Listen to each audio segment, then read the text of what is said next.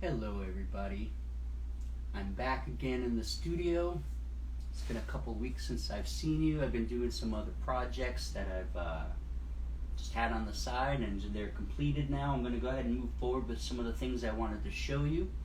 Today I'm going to mix some color. I'm going to show you how I do that. I want to say thank you to those who've been sending me messages that are very fun to read and respond to. And this video is sort of for a gentleman named Andy. He and his students will be attempting to do some artwork similar to mine, and I just thought I'd give some tips on how I mix my color on glass in the first place. And so what I've done pre-camera roll here, before I went live, I made sure that this surface is very flat. I used a level to make sure it's as level as possible. It's not going to be perfect, but it's as best I can get it. That's important because when I put this very watery paint on the glass, it's going to want to roll. It's going to want to take off on me.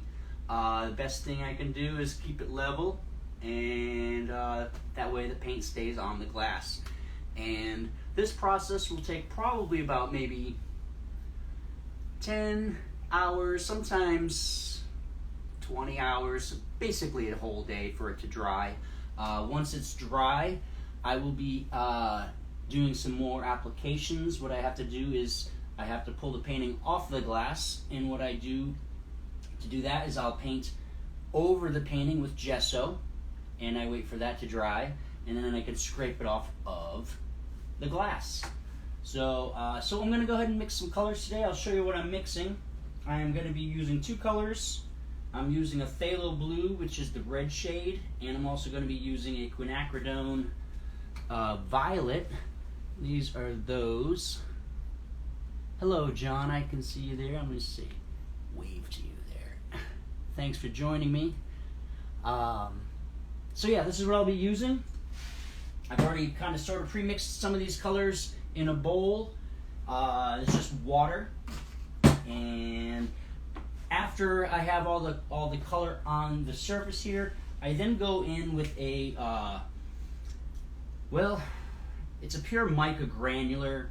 I guess it's a copper color. This is a particular brand, but what that does, I'll show you. I will show you.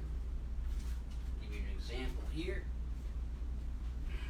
Catches color for me. So this is one of my balloons, and all of these little specks that you see in there is that granulation. What happens is that granular, when it's in the wet paint, it actually captures the color and keeps it nearby, and that way when it dries, you have all these textures showing up, which I love. So without further ado, let me go ahead and get some of this started by just getting a basic quick layer of spray on this, and I'm going to go ahead and remix some of these colors because they do settle in the water after a few minutes, and it's just a little matter of pouring, and you'll see it's going to want to mix on its own. So I'm literally just trying to get some coverage. This is a messy process.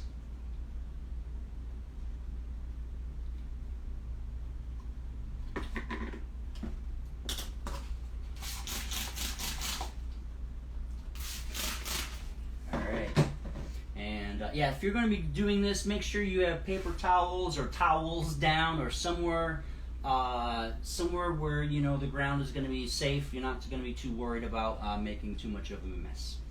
So I'm just going to be pouring the rest of this on here right now, and this is actually where the colors do start to mix. I'm going to have to make more of this. Actually, I didn't make enough of this particular mix, so I literally just add some water. And I do know that these are going to create a very vibrant violet. It's already starting to happen here. Manufacturer does not recommend watering the paint down like this, by the way. This is definitely an important note. If you're going to do this, you got to realize they don't recommend you watering it down. but I've been doing this for so many years, never had an issue, and it's just an interesting way to work. I like it. So let's go ahead and get the rest of this mix on here. Now I'm just gonna kind of try to blend them together this way. This is how I blend my colors. No brush, just spray.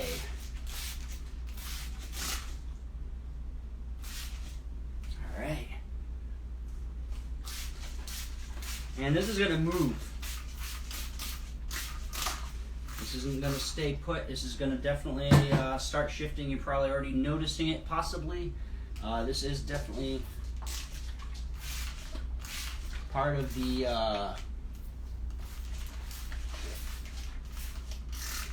what's the word I'm looking for? It's just an intuitive way to work. There will be places that are unusable once I actually have this all dried and pulled off. And oh, it looks like I gotta let my dog out. Hold on one second. Hey, Bowie, I'll be right out there. Now I'm gonna go ahead and sprinkle some of this granular on there. And again, it's just gonna, this is the main purpose of this, is to capture color at certain points, and then keeping it, storing that color information, and then letting it dry there so that I can pull it off. Alright, I'm gonna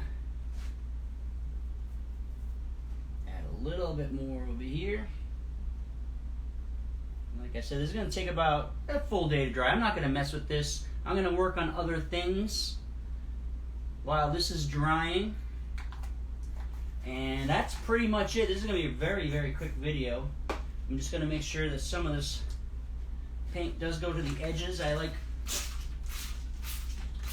how it interacts with the edge, this process. I get a nice straight edge, and you can do a lot of things with a straight edge with this technique. A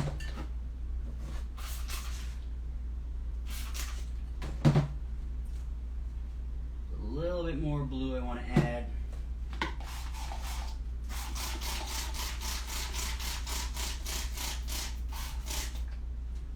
Alright, so as I finish up this video here, I want to thank you for watching.